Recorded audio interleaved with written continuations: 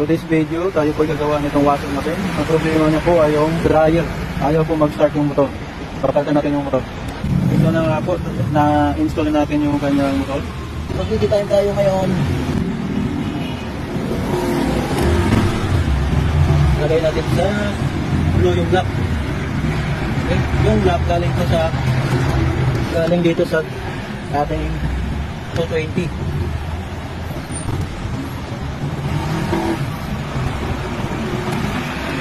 And yung gray, ilalagay natin sa gray. No? Yung galing sa timer ng galing sa timer ng dryer. Tapos yung green, yun ay sa capacitor.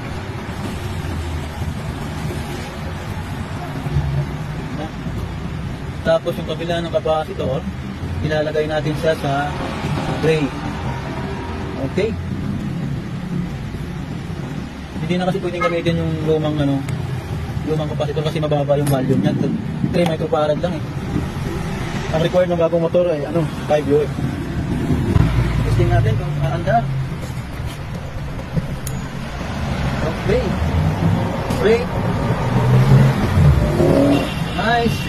Good job. Thanks for watching.